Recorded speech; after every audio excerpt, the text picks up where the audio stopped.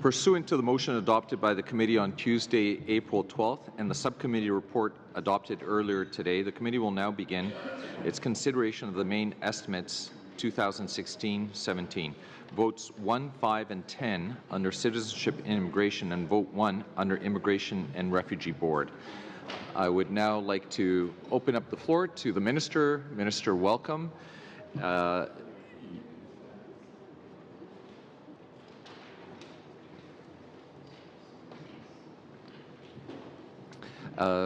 Welcome, Minister, and if you have any opening remarks.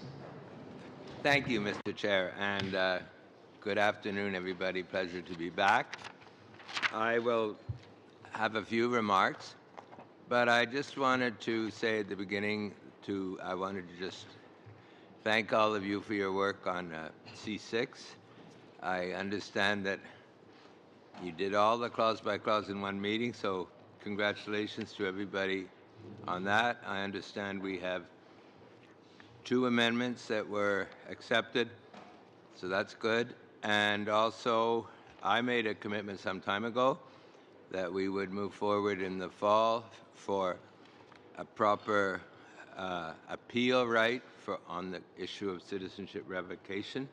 And I know you heard from various witnesses. I'd said from the beginning we would do that, but we also don't want to delay the bill unduly, and in order to do that, it requires certain legislative changes and possibly even machinery of government changes, which don't happen overnight, and so therefore we couldn't include it in this bill, but we are clearly committed to move forward on that in the fall, working with you who have been listening to witnesses on the subject and I'm sure have some ideas on the best method of going forward on that issue.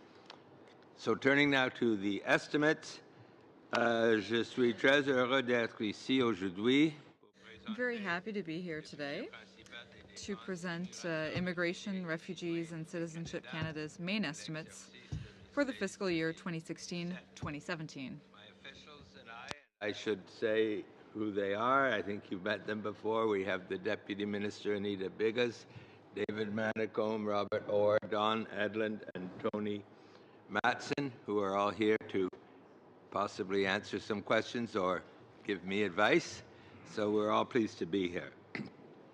I will focus on some of the most significant allocations we're requesting to help our department meet our goals. As I said in a previous appearance before this committee, these goals are in service of our government's commitment to strengthen our generous and welcoming country through the immigration system and to open Canada's doors to those who want to contribute to our prosperity and to the success of our country. So I can report that our department's main estimates have an overall net increase of $186.2 million from the previous year.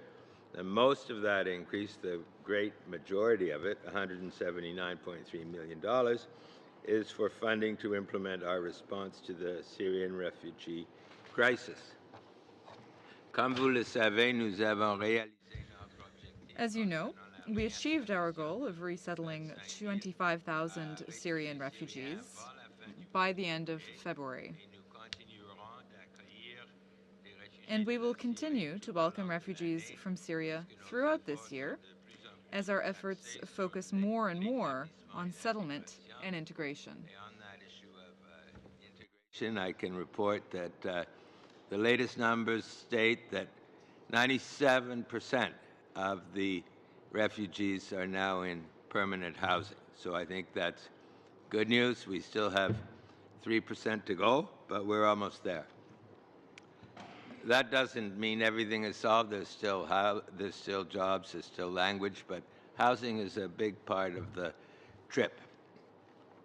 The majority of the funds we are requesting in these main estimates for Syrian refugee resettlement will be in the form of grants and contributions. This grants and contribution funding will be used for resettlement assistance through income support for newcomers to cover items such as food, clothing, and shelter, or to fund NGOs for the many critical services they provide during the resettlement process. Les fonds, subventions et contributions serviront notamment Grants and contributions funding will be used, for example, to support third parties who provide settlement assistance, such as language training, orientation to Canadian life, and counseling. Another notable increase in these main estimates is $29.3 million requested to continue to implement and administer reforms to the Temporary Foreign Worker Program and the International Mobility Program. Most of that comes in the form of operating expenditures in order to implement the changes that were introduced in June 2014. These expenditures are related to initiatives and activities that will help to balance our interest in attracting international talent with existing labor market needs. Mr. Chair, my department's main estimates for 2016-17 also include an increase of $17.9 million in funding for the Passport Program and a $14.9 million increase in funding related to the expansion of biometric screening in Canada's immigration system.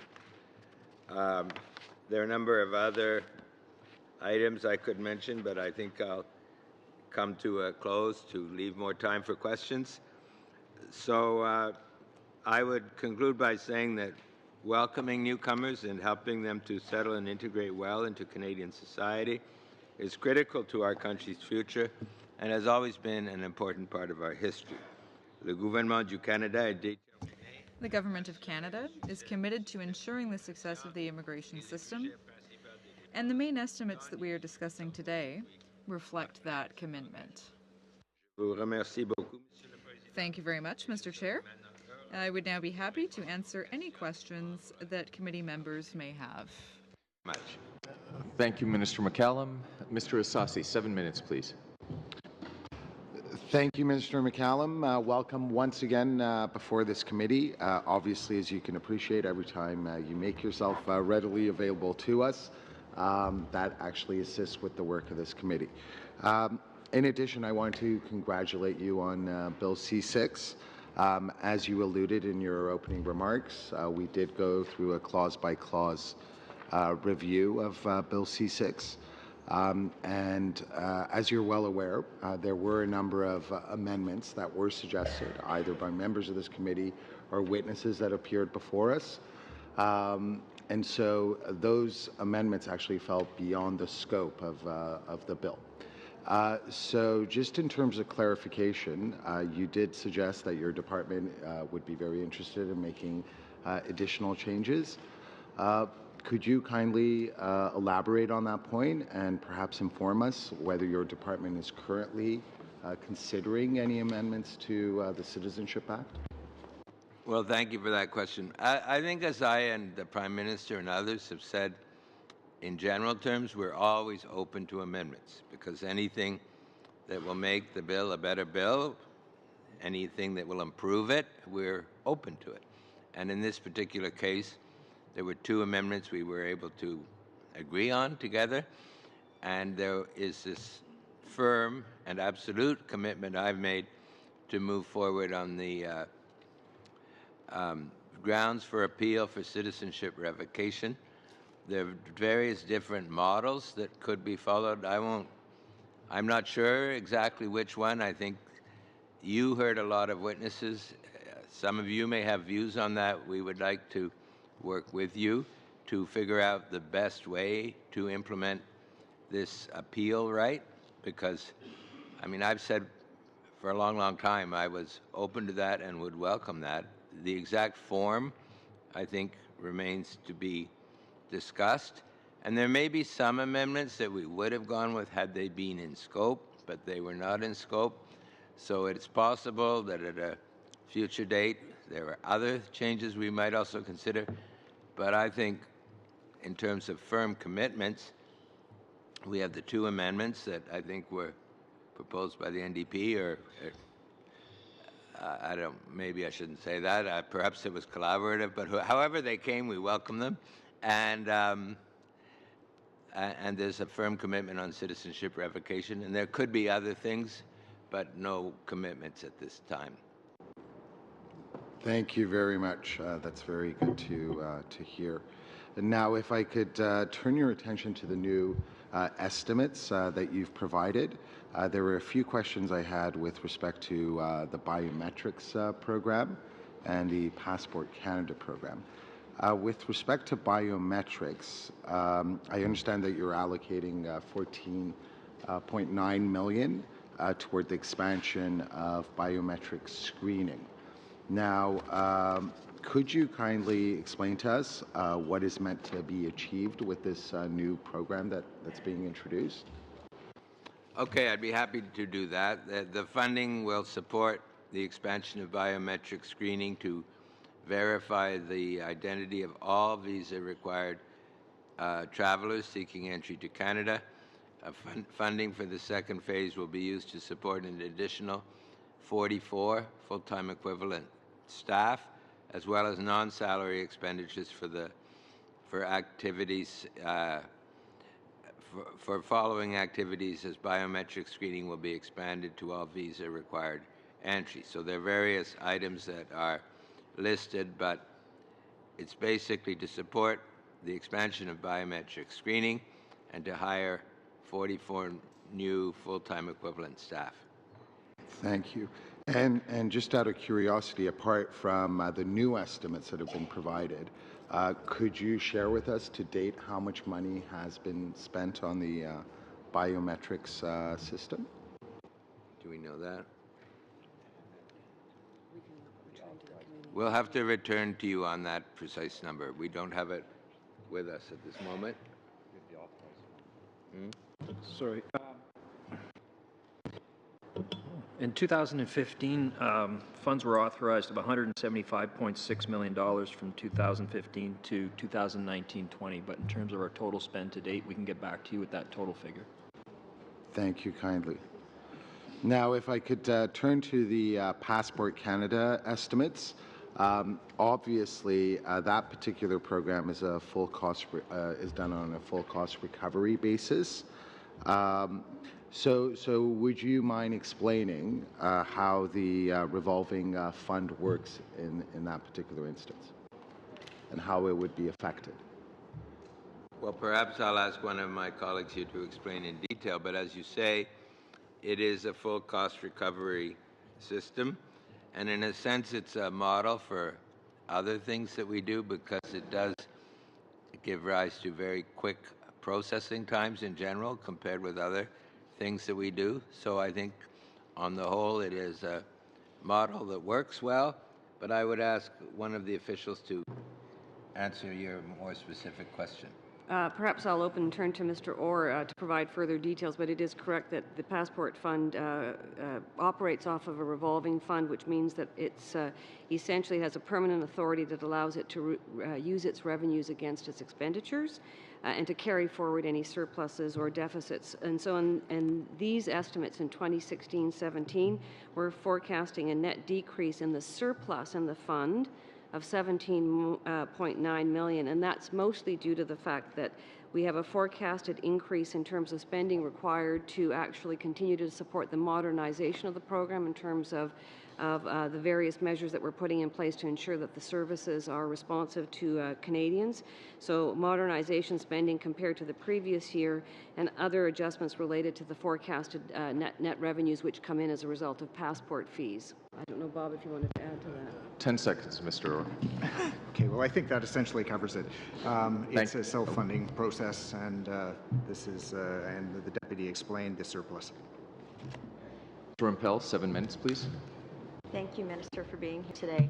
My questions relate to resources scheduled for visa reviews. It's the government's 6-month anniversary, roughly. Congratulations. I note that in the campaign platform of the governing party, there's a quote saying, as a first step, we will immediately lift the Mexican visa requirements that unfairly restricts travel to Canada. So we're 6 months in, so maybe immediately has a little bit of a different definition. I note the upcoming Three Amigos meeting. I'm wondering if the Minister can inform my colleagues here if the Department of Immigration, Refugees and Citizenship has conducted a formal visa review, including a technical visit to the country to provide a holistic, evidence-based assessment of Mexico's eligibility for a visa exemption under Canada's objective visa policy framework. Well, I can ask my colleagues to go into more detail on that, but I can tell you that we have been working very hard. My officials and I have been working very hard, and not just us, but in collaboration in particular with two other departments, Foreign Affairs and CBSA, because we all have a strong interest in this. And we are certainly working with the Mexicans at various levels to ensure that they work with us when the visa lift occurs and prior to the visa lift to ensure that conditions are such that we will have successful visa lift, which will give rise to important increases in tourism and a greater friendship between us and our second North American partner, but we want to do this without adverse effects arising that cause the visa to be reimposed in the first place. So we are working very hard within the government and with our Mexican partners to ensure that the conditions for success will be realized. So, just in terms of a yes or no answer, would I be correct in understanding that a formal visa review has not yet been completed? I didn't say that. I've told you all the ways in which we are reviewing the situation, but on that specific issue, do we have a colleague who would like to comment? No, we've not conducted the same degree of formal visa review that we have done in other circumstances. We have engaged in a number of technical trips to Mexico, and in combination with the Canadian Border Services Agency and Global Affairs Canada, working with Mexican officials to identify elements we can undertake to reduce the risk of a visa lift and mitigate security and other concerns. A formal visa review, as it's normally done, has not yet been conducted. So to Mr. Manicombe then, with the work that has been completed on a visa review, even though a technical review hasn't been completed, could you explain which indicators Mexico currently meets? Oh, actually, for sake of time, which indicators Mexico currently does not meet in terms of being eligible, in terms of best practice for lifting a visa review? Lifting the visa exemption. Mexico's visa refusal rate is still somewhat above the rate of our objective criteria. There are, and the visa violation rate is also somewhat above the normal rate. In many other regards, with regard to socioeconomic indicators, Mexico is meeting or close to meeting the indicators. Thank you. I'll give the rest of my time to Mr. Tilson. Thank you, Mr. Chairman. Just carrying on with visas, Mr. Minister, or perhaps members of the department, we've had visa problems for some time with Bulgaria and Romania. There was also problems with the Czech Republic, but that has been resolved. So I have two questions. One is that and I understand the philosophy of why there has been problems with solving the visa issue with these two countries, but there's been two issues raised. One is there's been suggestions by Bulgaria and Romania that unless we solve this visa problem, they won't sign CETA.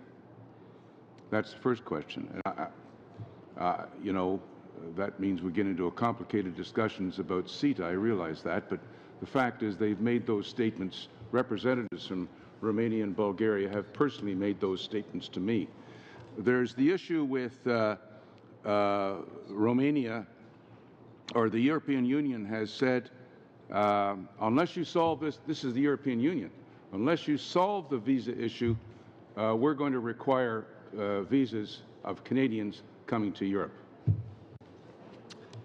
Well, both of those contentions as to risks are true. I have not been told myself that Bulgaria and Romania would not sign the CETA Accord, but I have heard others, including yourself, who have heard that. And it's also a possibility that the European Union could impose visa restrictions not only on Canadians, but also on Americans traveling to Europe. I understand that, Mr. Minister, and I realize this issue has been going on for some time. My question is, and obviously Bulgaria and Romania have to do something. not just Canada. Romania and Bulgaria have to do something. I understand that too. The question is, what is perhaps not your office, but the department doing to resolve these issues? Well, what we are doing, what I have been doing, is engaging in discussions with Romanian officials, with European Union officials, in order to work very hard to resolve this issue and to find a pathway that will lead at some point to visa-free travel from Romania and Bulgaria. We have not made any commitments, but we are in the middle of ongoing discussions with Romania in particular and the European Union on this issue. And I believe that, that there are discussions by other ministers as well. 10 seconds, Mr. Minister. Have a good morning. Thank you very much. You too. Except it's afternoon now. Thank you, Mr. Tilson. Ms. Kwan, 7 minutes, please. Thank you very much, Mr. Chair, and thank you to the Minister and his officials for coming before the committee again today. I'd like to ask some specific questions, if I may. The Minister announced that in early April he'll be sending staff back to the Middle East, Lebanon, possibly Jordan and Turkey, to process privately sponsored refugee applications that were received prior to March 31st, 2016. So I'm wondering whether or not, if this has been done, what budget's been allocated to it, how many staff has been sent back, how long will be there, and how many staff has been processed with this additional resource. Well, you're absolutely right in terms of the commitment. As I've said before, I'm probably the only immigration minister in the world whose major challenge is I can't provide refugees quickly enough to satisfy the demand from enormously generous Canadian families. So it's a good problem, but it's a problem. And because of this challenge, we are sending back to the region officials from our department, possibly from others, in order to accelerate the processing of these refugee applicants so that we can meet the commitment that I made for all of those who had applied before March 31st. We're still working on this.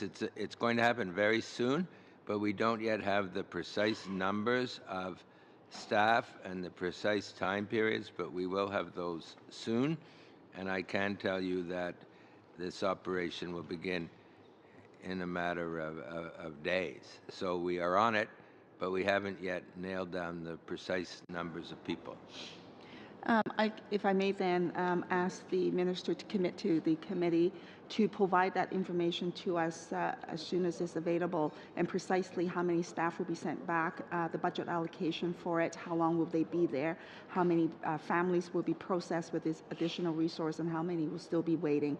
I ask this because there are numerous families who've come forward, sponsoring families who are very, very anxious. In fact, the level of frustration is beyond measure. They are frustrated because they've rented out spaces to which the apartments sit empty, and they have no idea when those families are coming. And in fact, some of these sponsoring families have come and asked me to ask the Minister for compensation. They felt that the monies that they've raised is being wasted, and when the families come, they may not have the resources to accommodate them. So you can imagine the level of frustration. In relation to that, I'd like to ask the Minister this, and we met and discussed this, and the Minister indicated that work is underway with respect to that. So specifically, there are some applications, and some refugee families are in locations where we don't even have a processing center there, particularly in northern Iraq, for example. I have in my riding the Orshalam, along with 100 other sponsoring groups who are waiting for Kurdish families in the northern Iraq area. They've been told that there are no processing centers there to process the application through, even though the UNHCR has approved them. And they're literally at wit's end with respect to this. And some of them, I think, met with the Minister when he was in Vancouver, when he was there. So again, the suggestion that I presented to the Minister was to have the UNHCR, the IOM, and other international agencies to help with processing the applications, especially in those locations where there are no processing centers, such as northern Iraq. The minister indicated that that was a good suggestion, so I wonder whether or not that's undertaken, and if so, when can we see families processed so that they could arrive here in Canada? Okay, thank you. There's a number of questions there. First of all, I do agree that we will transmit to you the information on the numbers of people going back to the region, etc. And I certainly am acutely aware that there are many people across the country waiting anxiously to receive the refugees. And I think we will, one of the consequences of what we are doing, I think we will be able to give more advance notice than had been the case in the past as to when particular refugees will be arriving. In terms of your question about northern Iraq, we are working on that. One example is I had conversations in a synagogue in Winnipeg with people who are anxious to sponsor Yazidi refugees, and we are clearly, my staff along with the department are working on those cases. They haven't yet arrived, but we are working on them. So in those and other cases from that part of the world, we are working hard to make them able to come. But I wonder if anyone else among the officials would like to add a comment to that. Yes, Minister. I would just add that we have been able to put forward processing of people in difficult locations. So, for example, we've continued to process Iraqi refugees out of Syria. And we've done that through partnership with the International Organization for Migration and video conference interviewing. And so Canada, I believe, is the only people still settling Iraqis out of Damascus.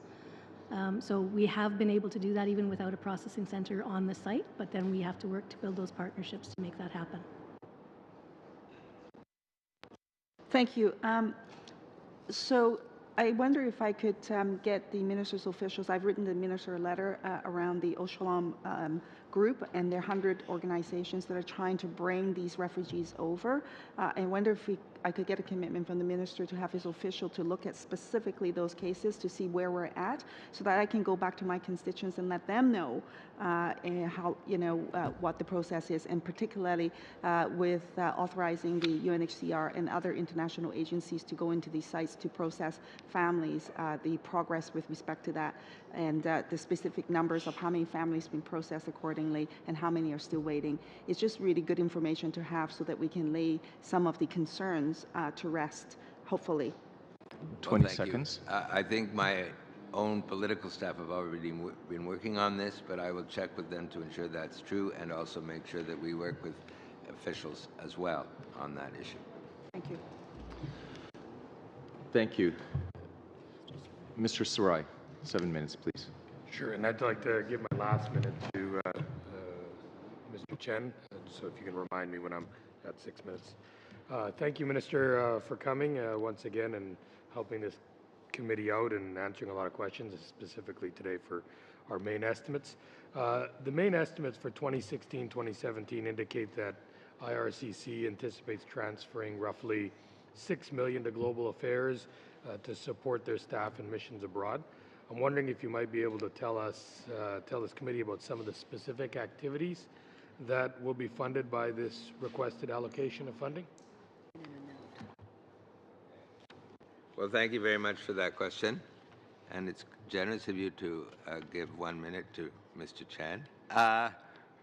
In terms of your question, however, we are transferring $9 million to Global Affairs to provide support to departmental staff located abroad for the following: property growth and visa office openings, $2.5 million, the ETA initiative implementation and other adjustments, $6.5 million.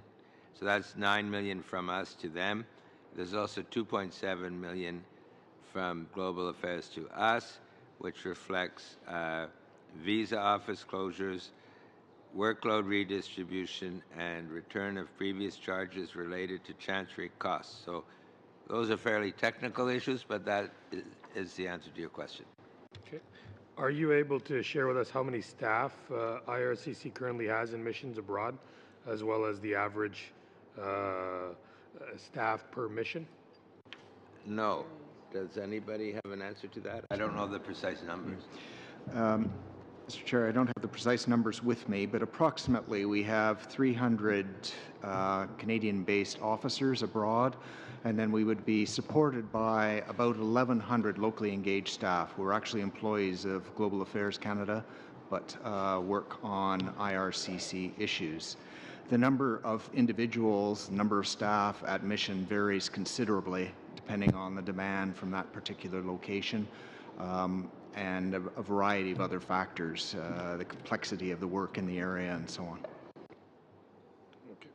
But you don't have an average size per se?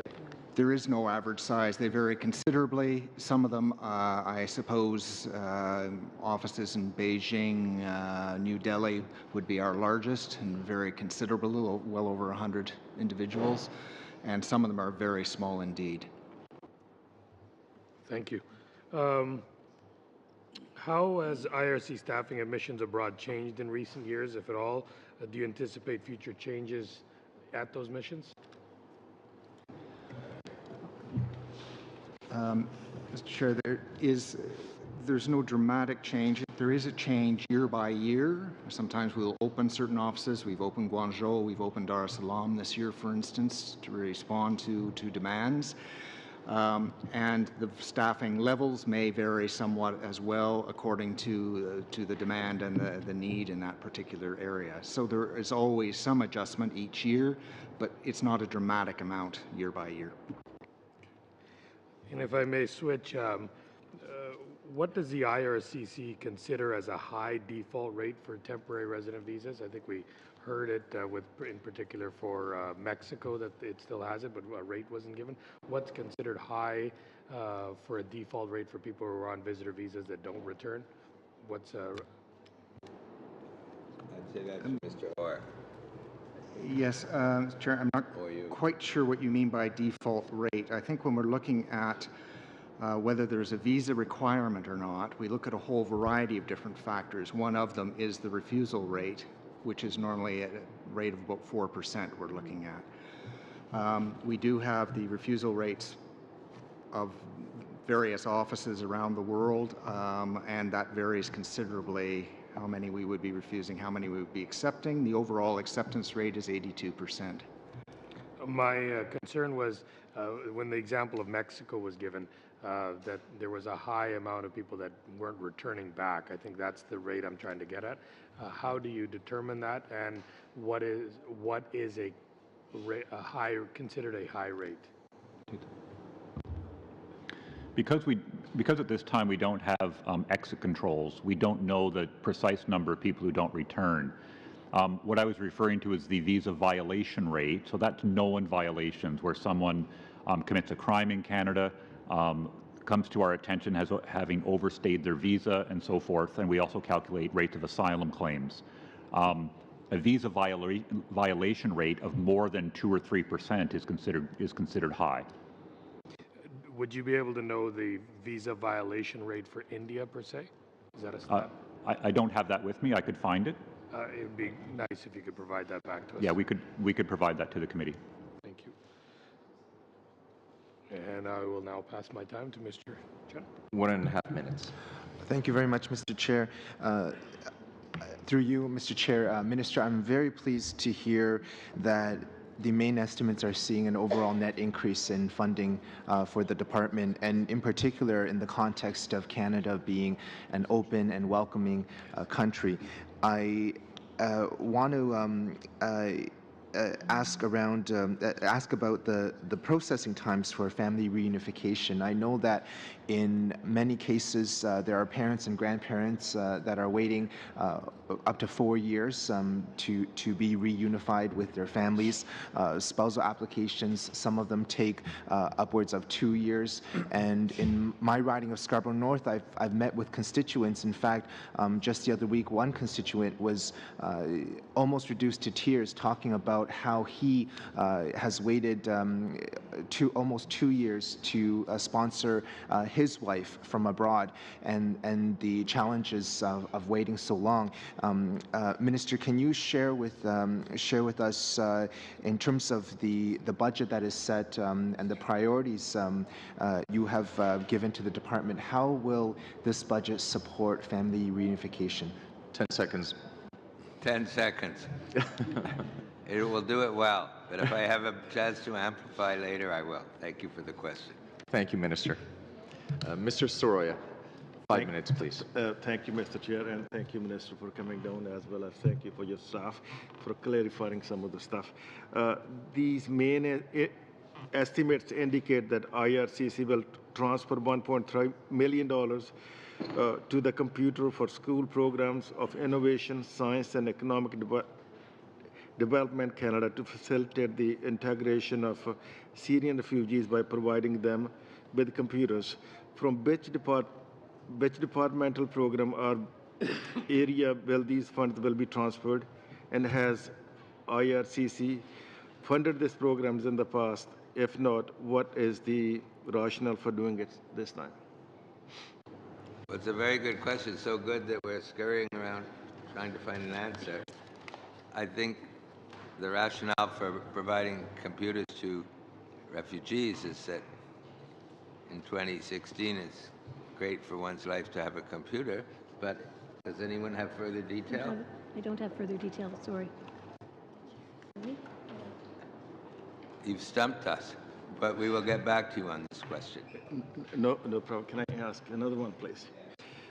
Funding requested by Resettlement Assistance Program has substantially increased in fiscal year of 2016-17 because of the government's Syrian refugee resettlement commitment. What is expected to return to normal level the following year? Resettled refugees have the right to apply to family reunification with immediate family members within the first year in Canada, which means the second wave of Syrian refugees could be expected. How has the department prepared for this possibility in resources allocation for the resettlement assistance program in the future? Okay, you're right that we have this within 1 year right to resettle families. And so because of the Syrian refugees, and indeed all refugees, we have to budget for and plan for that eventuality. In terms of how in practice we are doing it, would that be Don? So, Mr. Chair, just to clarify, the Resettlement Assistance Program is available for government-assisted refugees and what are called the blended visa officer cases. That's not money that's available for a subsequent wave of sponsorship. So if the Syrian refugees want to sponsor other family members in the future, they would not have access to the Resettlement Assistance Program funding. I do have the, Mr. Minister, the last question. Media reports suggest that IRCC has shutting down expedited processing of private sponsorship applications. The government has indicated that all applications for Syrian refugees received prior to 31st March 2016 will be processed in 2016 and early 2017. Applications received after that time will be processed according to the usual procedures. How many private sponsorship applications for Syrian refugees are in the processing inventory? Has the department allocated additional resources to finish processing the applications received prior to 31st March 2016? You're absolutely right in terms of our commitments, and as I answered to Ms. Kwan, we're working hard right now to determine exactly what processes and how many people will be involved, but it will happen soon, and I will get back to you when we know the exact numbers. There are about 12,000 privately sponsored refugees currently in the inventory, and our commitment, as you said, is for all of those who applied by March 31st. We will do everything in our power to ensure that they arrive in Canada in 2016 or, if necessary, in early 2017. If I can have the last one. 30 seconds. What options are being considered to respond to the ongoing interest in private sponsorship that the Syrian initiative has generated? Okay, and I have about 20 seconds for that one. You do. I mean, this is that it's almost an embarrassment of generosity because Canadians are so generous that it's making it difficult for me to respond quickly enough with the refugees. So that's a major challenge now, which we are working to solve as best as we possibly can. Thank you, Minister. Ms. Zaid, Thank you, Chair. And I would like to thank the Minister and the officials for joining us today. And I want to specifically thank you, Minister, for all the work which you have put in for Bill C-6. Really. Well, it is I who thank you. Yeah. Well, we can thank each other, I guess. Okay, but I know that's the good. committee has spent an awful lot of time on Thank you. Further to Mr. Chan's question, and I'm going to focus my questions around the backlog processing time, as this is one of the most frequent complaints I hear from my constituents in the riding of Scarborough Centre, and I am sure I'm not alone. The status quo is simply not acceptable. Applicants are waiting too long for their applications to be processed, living in limbo and often separated from their loved ones, and that's really very a thing of concern to all of us. Minister, you have told this committee previously that lowering processing times, particularly in the family class, is a top priority for you. Your department is asking for a 13.5% increase in funding in these estimates for 2016-17. How much of that specifically will be directed towards decreasing the processing times? Well, certainly, my officials can seek out the exact number, but certainly it was part of our platform and part of the budget to put more money in to deal precisely with that issue. That has been done, and so we may as well get more money in future budgets. That remains to be seen. And also we're working very hard to improve the efficiency with which we process people. So for the same amount of money, we can process more people if we do it more efficiently. And we have learned from the great efficiencies we learned with refugees, and we can transfer some of that learning over to other streams of immigrants. But in terms of your basic question, yes, you are right. Refugees are very important. Refugees have been very much in the news. But I would say the most important single commitment that we made in the election platform was to bring down the processing times for family class. Because over the last 10 years, those processing times have ballooned through the roof to an unacceptable level. And in particular, for 2 years, if the heavy hand of the Canadian state keeps spouses apart for 2 years on average, I think that is unacceptable. Now, we will have measures to deal with that in a serious way soon. I cannot announce it today, but in a number of weeks we will be moving on that. The other things that are also important would be parents and grandparents and caregivers, PR cards, and others. I put particular attention on the spouses as part of the nuclear family as being the really high priority, partly because for parents and grandparents, as a consequence of the diminished intake over a number of years and the large numbers of parents and grandparents allowed to come in for a number of years, that processing time will come down automatically, significantly, over the next few years. So in part, that will solve itself, in part. But the spouses need direct action from us to solve it. And so that's going to be our first priority, and we will come forward in coming weeks, as they say, for action in this area. Thank you.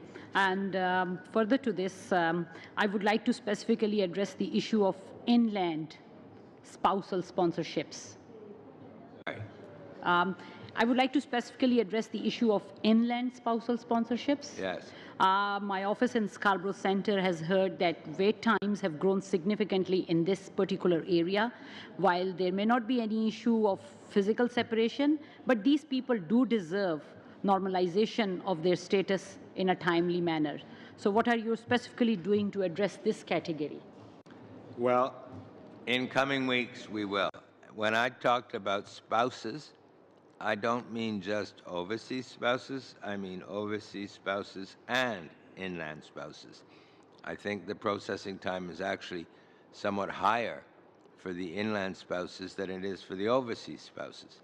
So whether the spouse is overseas or inland, a spouse is still a spouse, and one has to work very hard to reduce those processing times to acceptable levels, and the levels they're at today are unacceptable.